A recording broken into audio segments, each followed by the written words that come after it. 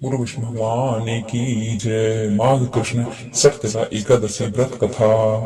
भगवान कृष्ण बोले, हे युधिष्ठिर, माघ मास कृष्ण पक्ष की एकादशी का नाम सप्तला है। इसमें तिल से स्नान करना चाहिए, तिल से उपटन करना चाहिए, तिल से हवन करना चाहिए, तिलांजलि तिल सहित ठाकुर की चरणोदक लेनी चाहिए, तिल का भोजन करना चाहिए, तिल का दान करना चाहिए। इसीलिए यह सप्तला एकादशी कहलाती है।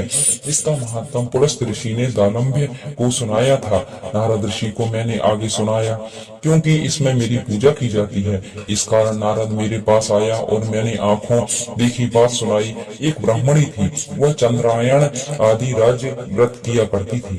व्रत करती करती दुर्बल हो गई। व्रतों के भाव से उसके समस्त पाप नष्ट हो गए। मैंने विचार किया कि अब यह मरने वाली है, स्वर्ग अवश्य जाएगी, परंतु खाली हाथ ना जाए, इसके लिए मैंने इससे कुछ दान मांगा, तो जिससे इसे स्वर्ग का द्वार खुला मिल जाए। मैं वैकुंठ लोक को त्याग मृत्यु लोक में आया।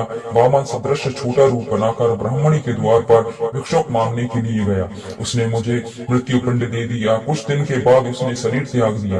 व्रतों के प्रभाव से स्वर्ग गई और अपने ग्रह में केवल मृत्यु पिंड को ही देखा। अन्य वस्तुओं में वह सुन्न था। अपने बिगड़े हुए भवन को देख न सकी। शीघ्र मेरी शरण में आकर पुकारने लगी, आप अच्छे फलदाता हैं और मेरे चंद्रायण व्रतों का फल निष्फल कर कैसे कर दिया। मैंने उत्तर दिया, जो व्रत आपने किए हैं पापों को भस्म कर वह स्वर्ग में ले आए हैं, और जो हाथ से दिया है वह भी आपको मिल रहा है। ब्राह्मणी बोली, है दरिद्र, अब मैं कैसे काटूंगी। मैंने उससे कहा, तुमको देवांगना देखने आएंगी, तुम द्वार बंद रखना। प्रथम सप्तला एकादशी का महत्व सुन लेना। वह ब्राह्मणी अपने भवन में गई, द्वार बंद कर दिया। देव कन्या दर्शन को आई और कहा, द्वार खोलो, मुख तो दिखाओ। ब्राह्मणी बोली, पहले मुझे सप्तला एकादशी व्रत के महत्व को सुनाओ, तभी मैं व्रत द्वार को खोलूंगी।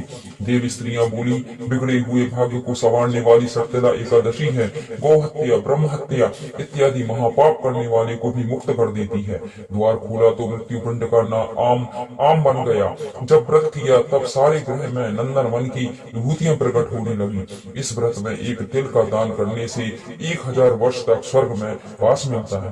बोलो विष्णु भगवान की जय। इस दिन श्री कृष्ण ने कहा है कि नारियल, जायफल, सुपारी आदि से श्री कृष्ण की पूजा की जाती है और इस दिन तिल के लड्डू का उन्हें भोग लगाया जाता है।